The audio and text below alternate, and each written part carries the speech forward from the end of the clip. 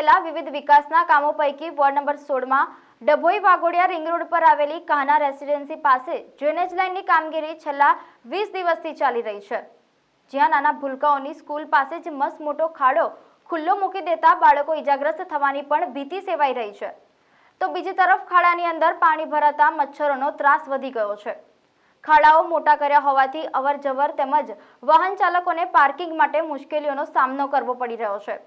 ત્યારે વહેલીમાં વહેલી તકે પાલિકા તંત્ર ઊંઘમાંથી જાગી સ્થાનિકોની સમસ્યા દૂર કરે તેવી લોક માંગણી ઉઠી છે।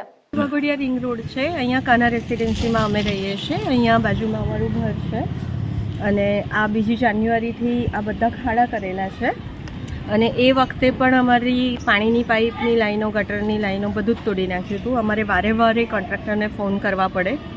2 દિવસ અમારે પાણી બંધ રહ્યું ઘરમાં અને આ બધી તકલીફો પડી રહી છે। 2 જાન્યુઆરીથી ખાડા ખોદ્યા છે, નથી અમે વાહનો પાર્ક કરી શકતા, નથી અમે અહીંયા શાંતિથી નીકળી નથી શકતા। કોઈ સિનિયર સિટીઝન ઘરમાં હોય, ક્યાંય જવું આવવું હોય તો બિલકુલ એ બહાર નથી નીકળી શકતા। હા, પ્લસ મચ્છર આ ગંદકીના પાણીથી ખૂબ અહીંયા આવી ગયા છે।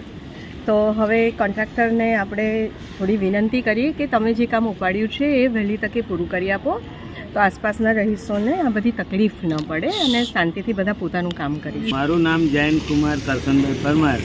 અમે 19 કાના રેસિડેન્સીમાં રહીએ છીએ। અહીંયા ઘણા દિવસથી ખોદકામ કરેલું છે, કોઈ જાતનું ધ્યાન અપાતા નથી અને અહીંયા ઘણી વખત એક્સિડન્ટ બી થાય છે। આ જે રોડ એકદમ નાનો થઈ ગયો છે। બીજી શું તકલીફ પડે છે?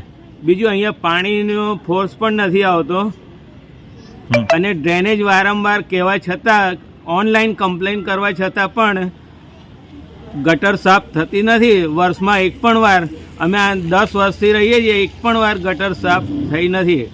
વારંવાર ઓનલાઈન એપ્લિકેશન કરવા છતાં, ઓનલાઈન કમ્પ્લેન કરવા છતાં પણ કોઈ ધ્યાન આપતું નથી। અહીંયા પાણીની લાઈન પણ લીકેજ છે, એ પણ કોઈ ધ્યાન આપતું નથી। પાણીની લાઈન પણ અમે ઘણી વખત ઓનલાઈન કમ્પ્લેન કરીએ છીએ, ઓનલાઈન કમ્પ્લેન ક્લોઝ કરી દેવામાં આવે છે વિધાઉટ કમ્પ્લેન સોલ્વ કર્યા વગર। શું કહેશો અધિકારીઓને? તો અધિકારીને બીજું કે મારા મત પ્રમાણે વોર્ડ ઓફિસરને શાનો પગાર આપવામાં આવે છે?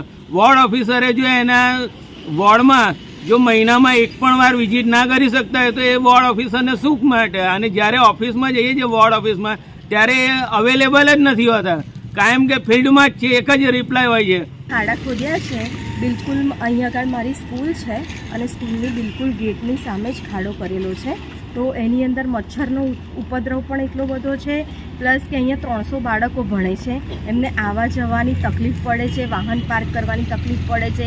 2 જાન્યુઆરીથી આ ખાડા ખોદેલા છે પણ હજુ નિરાકરણ આવ્યું નથી, તો અમારી કોન્ટ્રાક્ટરને નમ્ર વિનંતી છે કે બને એટલું વહેલું આ કામ પૂર્ણ કરી અમને રોડ વ્યવસ્થિત કરી આપો, તાકી અમને આવવા જવાની તકલીફ ઓછી